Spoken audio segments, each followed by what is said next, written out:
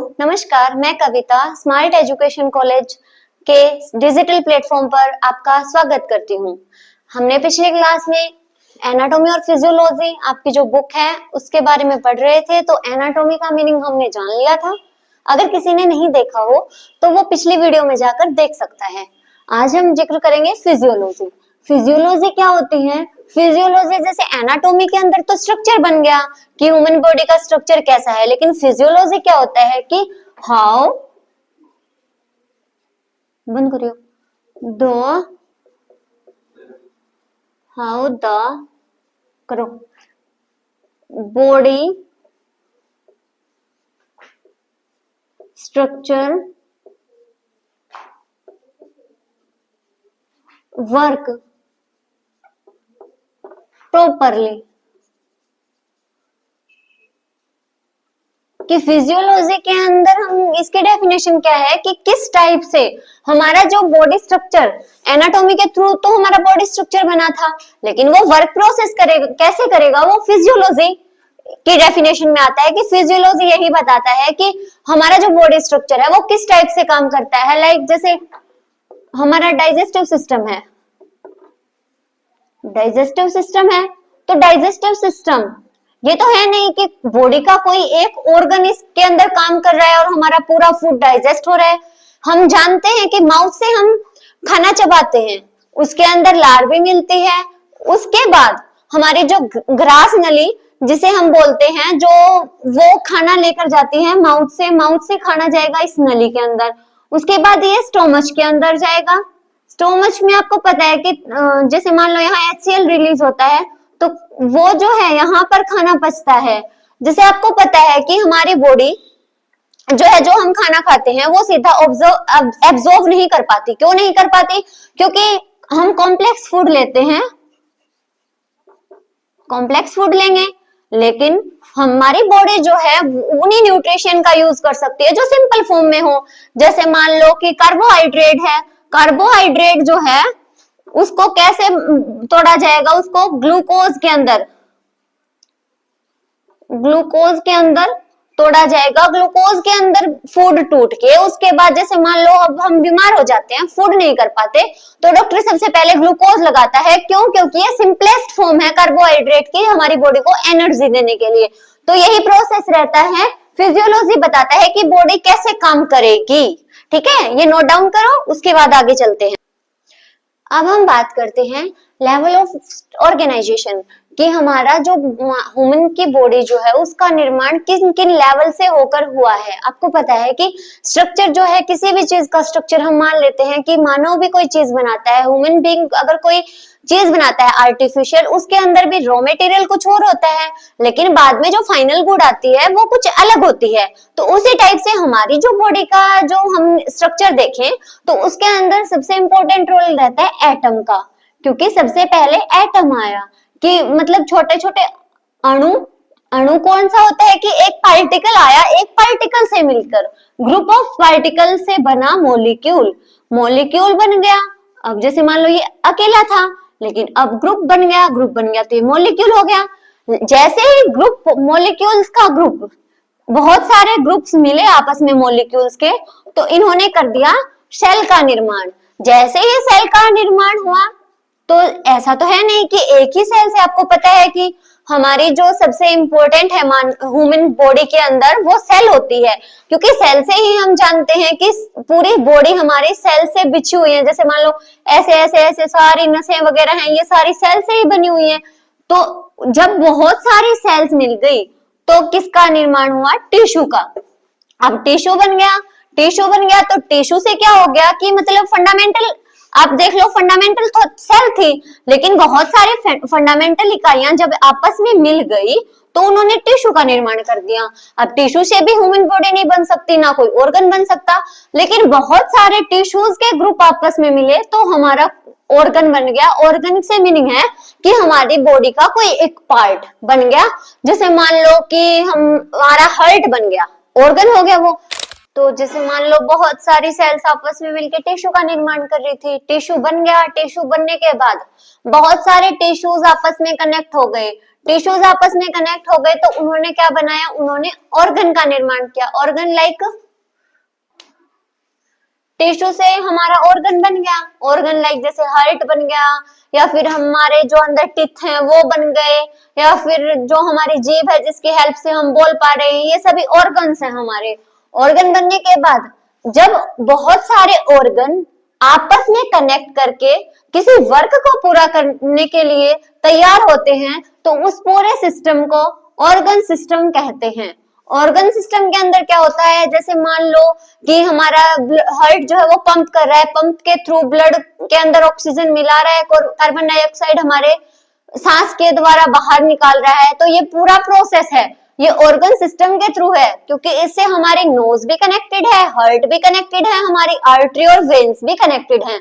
तो मतलब पूरे बॉडी के अंदर जो ऑर्गन सिस्टम मिलकर कार्य करता है वो क्या कहलाता है, ऑर्गन सिस्टम। जिस सिस्टम के थ्रू कोई भी हमारा वर्क कंप्लीट होता है बॉडी के अंदर, वो ऑर्गन सिस्टम के थ्रू पूरा होता है, उसे ऑर्गन सिस्टम कहते हैं। और इस टाइप से बहुत सारे ऑर्गन सिस्टम मिलकर ह्यूमन के बॉडी का निर्माण करते हैं, ह्यूमन बॉडी के स्ट्रक्चर तैयार करते हैं। तो इतना आपको समझ आ गया। अब आप एक बार ये नोट डाउन कर लीजिए, कुछ समझ नहीं आए तो आप कमेंट्स में पूछ लीजिए। अब हम बात करते हैं कि एनाटॉमी के बारे में। हमने देख लिया कि एनाटॉमी क्या होती है, फिर हमने देख लिया कि फिजियोलॉजी क्या होती है, उसकी डेफिनेशन देख ली। उसके बाद हमने लेवल देख लिया ऑर्गेनाइजेशन के कि ह्यूमन जो बॉडी है उसका स्ट्रक्चर का निर्माण कैसे होता है। उसके बाद हम बात करते हैं हिस्ट्री ऑफ एनाटॉमी। एनाटॉमी की शुरुआत कैसे हुई, कैसे किस जो साइंटिस्ट रहे हैं इसको नाम दिया, पहचान मिली इस सब्जेक्ट को, उसके बारे में हम बात करते हैं।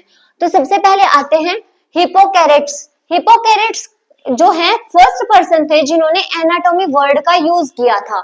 इन्होंने जो है एलोपैथिक दवाइयां, जैसे मान लो किसी को कोई डिजीज हो जाती है तो उसके लिए एलोपैथिक दवाइयों का जिक्र किया था, तो इसीलिए इन्हें कहा गया है कि फादर ऑफ मेडिसिन। इनके टाइम से ही मेडिसिन की शुरुआत मानी जाती है। उसके बाद जब तक तो कोई जानता भी नहीं था कि पार्ट्स ऑफ बॉडी के अंदर अगर कोई बीमारी हो जाती है तो उसका हम दवाइयों की सहायता से वो कर सकते हैं, और कैसी कैसी डिजीज होती हैं।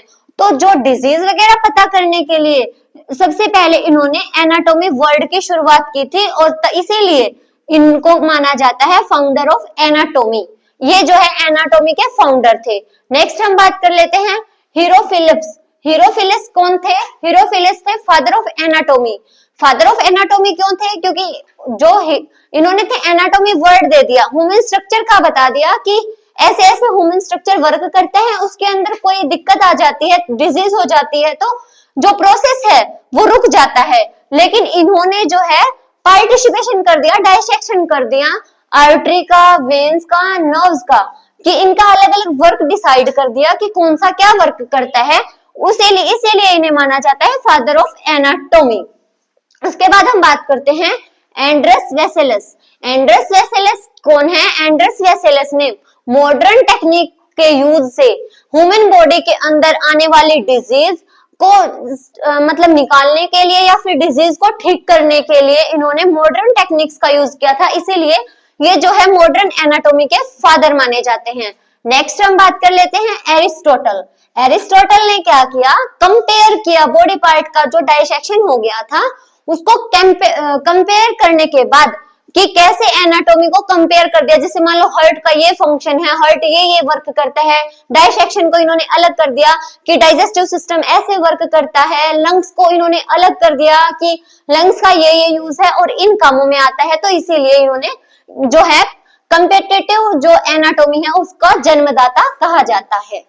तो अब आपको कंफ्यूज होने की जरूरत नहीं है, जो फादर ऑफ मॉडर्न एनाटॉमी है वही माने जाते हैं फादर ऑफ एनाटॉमी। अगर कॉम्पिटिटिव एग्जाम में आपसे पूछा जाए कि फादर ऑफ एनाटॉमी कौन है तो ये है, क्योंकि देखो कोई भी नई खोज होती है, कोई भी नई इन्वेस्टिगेशन होती है तो नेम हमेशा उसी का आता है, पीछे वालों को हम भूल जाते हैं। अगर फादर ऑफ मेडिसिन पूछा जाए तो आप इनका नाम लेंगे, फाउंडर ऑफ एनाटॉमी पूछा जाए तो इनका नाम लेंगे, लेकिन फादर ऑफ एनाटॉमी तो ये भी हैं। डाइसेक्शन इन्होंने भी किया था, लेकिन इससे आगे इन्होंने और आगे थ्योरीज दे दी और आगे बता दिया, तो ये जो है मेन फादर ऑफ एनाटॉमी माने जाते हैं।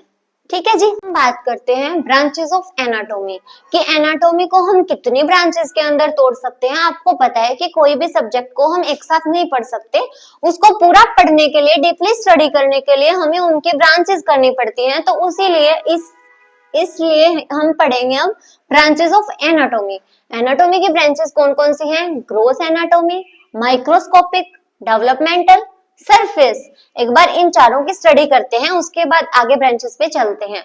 तो ग्रोस एनाटॉमी के अंदर हम किस चीज की स्टडी करते हैं कि study of structure which can see necked आई, मतलब कि जिन चीजों को हम नंगी आंखों से देख सकते हैं।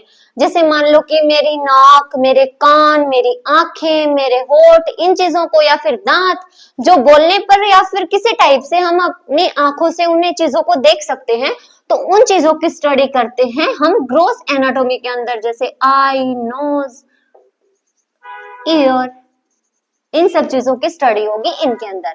फिर बात आती है कि माइक्रोस्कोपिक। माइक्रोस्कोपिक का मीनिंग आप समझ चुके होंगे वैसे तो नाम से ही, कि माइक्रोस्कोपिक एनाटॉमी वो एनाटॉमी होती है जिसको हम नेक्ड आई से नहीं देख सकते, हमें उसको देखने के लिए माइक्रोस्कोप या फिर एनी इंस्ट्रूमेंट की जरूरत पड़ती है। जैसे मान लो कि हमारे गले में कुछ फंस जाता है, तो वो हमारे डॉक्टर हमें सीधा तो नहीं देख सकते, वो कोई इंस्ट्रूमेंट डालते हैं हमारे गले में, तभी तो वो बता पाते हैं ना कि हमारे गले में क्या प्रॉब्लम है। तो इस टाइप की चीजें जो हम नंगी आंखों से नहीं देख सकते, वो सारी जो हमारे बॉडी के स्ट्रक्चर हैं उनको हम स्टडी करते हैं माइक्रोस्कोपिक के अंदर। नेक्स्ट हम बात करते हैं डेवलपमेंटल एनाटॉमी। डेवलपमेंटल एनाटॉमी जो है मतलब विकास से रिलेटेड है, क्योंकि आप समझ गए कि डेवलपमेंट का सीधा मीनिंग होता है कि विकास। तो विकास, लेकिन किस चीज का विकास की स्टडी करते हैं हम इसके अंदर? तो study of structure first 8 week of development, पहले 8 सप्ताह डेवलपमेंट के। फर्टिलाइजेशन ऑफ एग, जब हमारे, आपको पता होगा कि जब बेबी माँ के गर्भ में पलने लगता है, तो उस टाइम पे जब फर्टिलाइज हो जाता है एग, उस टाइम के बाद 8 वीक तक लगातार वो कैसे ग्रोथ कर रहा है, कैसे उसके बॉडी पार्ट्स की ग्रोथ हो रही है। और जैसे मान लो आपने सुना भी होगा कि जब माँ के पेट में बच्चा पल रहा होता है, तो जब वो 1.5 या 2 महीने का होता है, उस टाइम पर भी अल्ट्रासाउंड करवाते हैं। और उसके बाद जब वो 5 महीने का होता है, तो उस टाइम पर रंगीन अल्ट्रासाउंड करवाते हैं, क्योंकि उस टाइम पर बेबी का जो डेवलपमेंटल हो चुका होता है। और इन्हीं की स्टडी हम करते हैं। ये तो आ गया कि हम माइक्रो लेवल पर इसकी स्टडी करते हैं। वैसे डेवलपमेंटल एनाटॉमी के अंदर हम फिटस से लेकर भ्रूण जब बनता है, उससे जब तक आदमी की डेथ होती है, मृत्यु तब तक नहीं होती, तब तक पूरी की स्टडी हम करते हैं डेवलपमेंटल एनाटॉमी के अंदर। नेक्स्ट हम बात करते हैं सरफेस एनाटॉमी। सरफेस नाम से ही क्लियर हो रहा है कि सरफेस किसी चीज की सतह, तो किसी चीज की सतह है। जैसे मानो ह्यूमन की बॉडी है, एनाटॉमी के अंदर तो हम ह्यूमन बॉडी के ऊपर बात कर रहे हैं, तो ह्यूमन की जो बॉडी है उसका सरफेस क्या है? हमारी स्किन।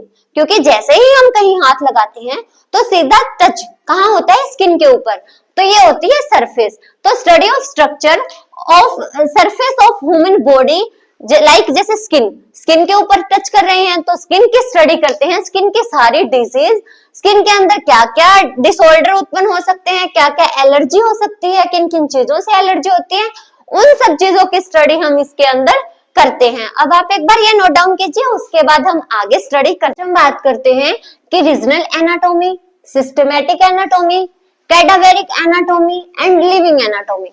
तो रीजनल एनाटॉमी, रीजनल का हिंदी मीनिंग क्या होता है? क्षेत्रीय। तो क्षेत्रीय से आप ये मत समझिए कि कहीं जाके आपको लड़ाई करनी है या फिर ऐसा कुछ। क्षेत्रीय से मतलब है कि लोकेशन, हमारे बॉडी पार्ट का लोकेशन क्या है उस चीज की स्टडी करेंगे। जैसे मान लो कि आपके पेट में दर्द है, आप डॉक्टर को दिखाने जाते हो, तो आप ये बताते हो कि मेरा यहाँ से पेट दुख रहा है, यहाँ से लेफ्ट साइड से, राइट साइड से। उसी हिसाब से तो डॉक्टर लोकेशन के हिसाब से तो डॉक्टर ये बता सकता है कि आपके कौन से बॉडी पार्ट में प्रॉब्लम है, और उसी हिसाब से फिर वो आपका इलाज कर सकता है। नेक्स्ट आता है सिस्टमैटिक। सिस्टमैटिक एनालॉजी के अंदर हम क्या पढ़ते हैं कि सिस्टम के अकॉर्डिंग स्टडी ऑफ